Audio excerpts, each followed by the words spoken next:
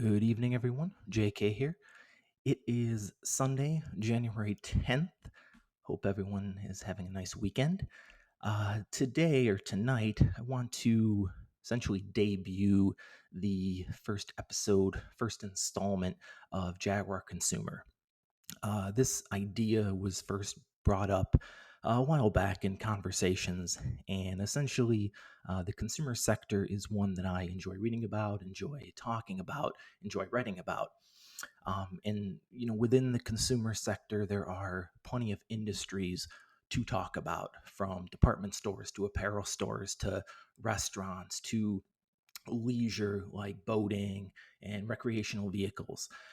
So the idea here for this series is to once a week, probably on the weekend, to highlight a name or two. Give an earnings review from the prior week or an earnings preview for the upcoming week. Maybe an IPO debuted or is going to debut. Lots to choose from.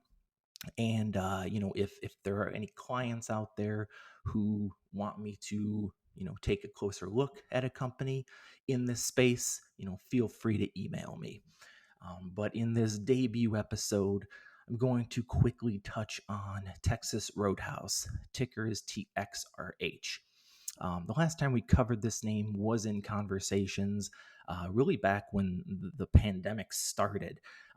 And one thing we've always said about Texas Roadhouse is it's a quality company, solid management team, great balance sheet.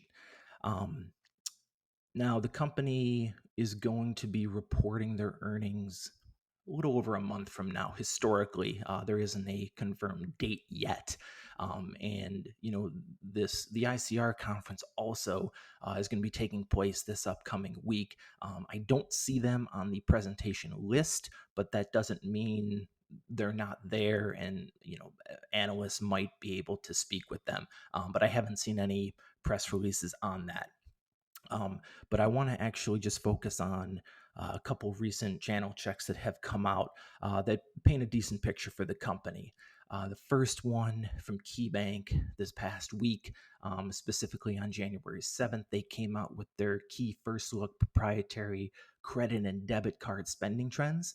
And this was data through Sunday, January 3rd. Looking at the full service segment, the segment was relatively unchanged versus the prior week, and there may have been some deceleration just because of the New Year holiday. But what KeyBank noticed is that while certain chains like Olive Garden, Cracker Barrel, they decreased slightly versus the prior week, Texas Roadhouse was one of the chains that improved on a week over week basis. And so with vaccinations now in play, even the prospects for another stimulus package floating out there, the sentiment continues to favor recovery opportunities in the casual dining space. Now, moving to BMO Capital, who on Friday, January 8th, issued a note detailing their app download trends, which they got from Sensor Tower.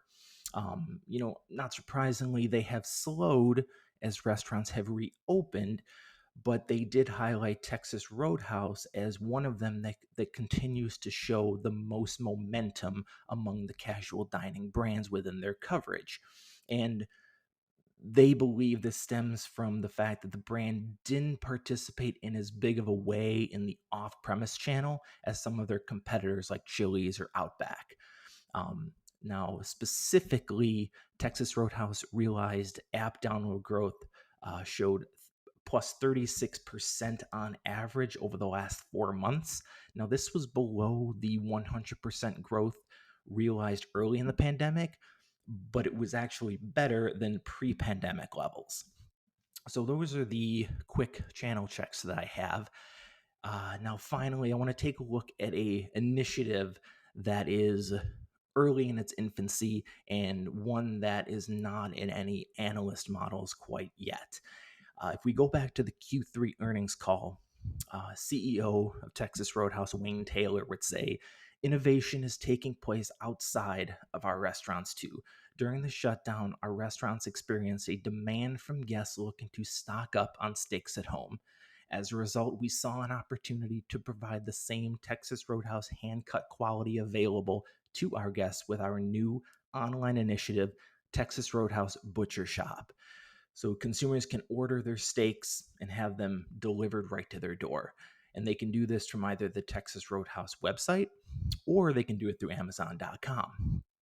Telsey Advisory Group analyst Bob Darrington met with management in mid November.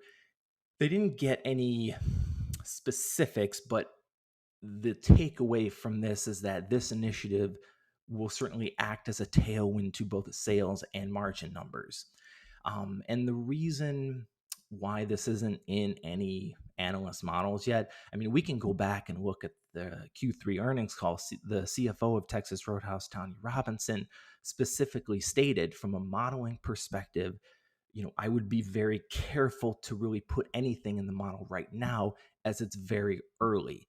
But when the company reports their Q4 earnings a little over a month from now, we should get some data, some actual numbers on how this initiative has played out thus far.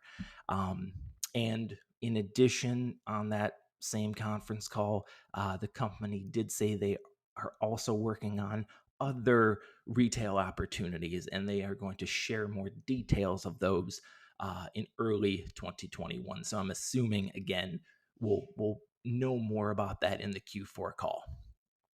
So that is it for today. Just a quick update on Texas Roadhouse. As I mentioned at the top, this is a series that I plan to bring to everyone once a week right now, most likely on the weekend after I've sort of gathered all of the news from the week that was. So that was the update on Texas Roadhouse, and I will catch you on the next one.